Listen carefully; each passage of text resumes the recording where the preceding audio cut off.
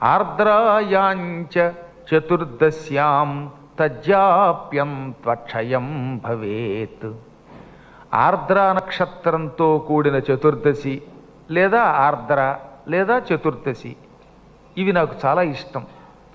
ఆర్ద్రా నక్షత్రం నాడు కానీ చతుర్దశి నాడు కానీ ఆర్ద్రతో కూడిన చతుర్దశి నాడు కానీ ఈ ప్రణవ పంచాక్షరి మంత్ర జపం చేస్తే అక్షయ ఫలితం లభిస్తుంది. ఇక ఆ ఫలితం నాశనం లేనిది, అనంత ఫలితం. అది ఎంత ఫలితమో ఎవరు చెప్పలేరట. అంత గొప్ప మహాఫలితం వచ్చి తీరుతుంది.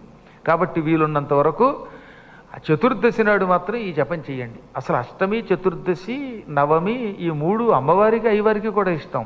మనం దేవీ భాగవతంలో కూడా అష్టమి, చతుర్దశి, నవమి అమ్మవారికి ఇష్టం అని చెప్పుకున్నాం. స్వామివారికి ఇష్టం. అందులో ప్రత్యేకంగా చతుర్దశికి మరింత గొప్ప శక్తి ఉన్నది. మృగశీర్ష అని ఒక నక్షత్రం ఉన్నది. ఈ నక్షత్రం చివరి పాదంలో, మృగశీర్ష నక్షత్రానికి 4 పాదాలు ఉంటాయి కదా, స్టార్టింగ్ కాకుండా చివరి 6 గంటలు నమశివాయ అనే పంచాక్షరి జపం చేస్తే వాడు ఏమనుకుంటే అది ఇస్తానన్నాడు ఆయన. కారణం తెలుసుగా మీకు? అమ్మవారు హిమవంతునికి పార్వతి అనే పేరుతో మృగశీర్ష నక్షత్రంలో పుట్టింది. అమ్మవారు సరిగ్గా మృగశీర్ష నక్షత్రంలో జన్మించింది. అందువల్ల మృగశీర్ష అంటే ఈశ్వరుడికి ప్రీతిపాత్రమైన నక్షత్రం అయ్యింది. అమ్మవారికి నిజానికి రూపం లేదు, గుణం లేదు. కానీ ఆవిడ సతీదేవిగా ఒక నక్షత్రంలో పుట్టింది. సతీదేవిగా ఎక్కువ కాలం లేదు, శరీరం విడిచిపెట్టి మళ్ళీ పార్వతిగా పుట్టింది. ఈ పార్వతిగా పుట్టినప్పుడు మృగశీర్షలో పుట్టింది. అందుకని మృగశీర్ష నక్షత్రం యొక్క చివరి పాదంలో అమ్మ పుట్టింది గనక చివరి పాదంలో ఉండగా నన్ను, నా జపాన్ని చేసినవాడు, నన్ను పూజించినవాడు, నా లింగాన్ని భక్తితో దర్శనం చేసుకున్నవాడు మహాశుభాలు పొందుతాడు.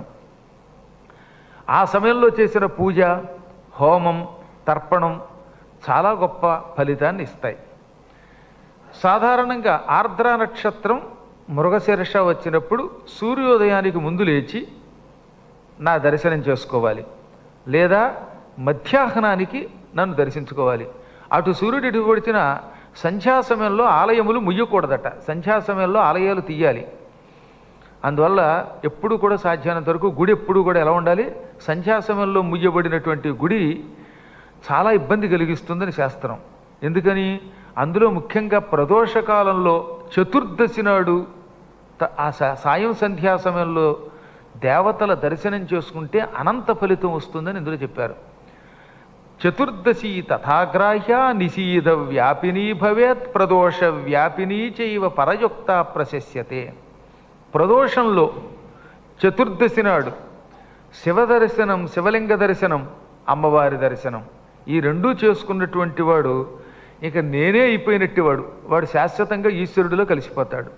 అందుకే ఎప్పుడన్నా మీరు గుర్తుపెట్టుకోవాల్సింది ఏంటంటే చతుర్దశి మాత్రం సూర్యోదయానికి ఉంటే మనకు అవసరంలా, సూర్యాస్తమయ సమయంలో ఉంటే, సాయంకాలం వేళ రాత్రి చతుర్దశి కలిగినటువంటి తిథి నాడు సరిగ్గా సంధ్యా సమయంలో గుడిలోకి వచ్చి ఆ టైంలో అటు శివుణ్ణి ఇటు శారదా పరమేశ్వరుని దర్శనం చేసుకుంటే చాలా పుణ్యం. అందున అది చతుర్దశి లేక ఆర్ద్ర, మృగశీర్ష అయ్యుంటే అప్పుడు చేసుకునే దర్శనం శాశ్వతంగా శివుడి యొక్క సన్నిధానం ఇస్తుంది. స్వయంగా చెప్పాడు ఆయన. ఈశ్వరుడు చెబుతున్న మాట ఇది. ఇంకోటి చెప్పట్లా. ఏ వ్యాసుడో లేకపోతే ఇంకో నందీశ్వరుడో చెబితే కనీసం ఇంకొకడు ఉన్నాడు అనిపిస్తుంది. డైరెక్ట్గా ఈశ్వర ఉవాచ అని ఉంటుంది ఇక్కడ. ఆయన చెప్పింది బ్రహ్మగారికి, విష్ణువునకు. కాబట్టి ఈశ్వరుడు అంతటి వాడు చెప్పాక అలా చేయటం ఎంత లాభం అండి మనకి? వీలున్నంత వరకు దర్శనం చేసుకుంది, అది పెద్ద పనే ఉంది. అవకాశం ఉన్నంత వరకు సంధ్యా సమయంలో శివుడి దర్శనం చేసుకోవడం దర్శనానికి పెద్ద ఖర్చేం కాదు. ఈ మధ్యకాలంలో దాదాపు అన్ని చోట్ల శివాలయాలు కనబడుతూనే ఉన్నాయి.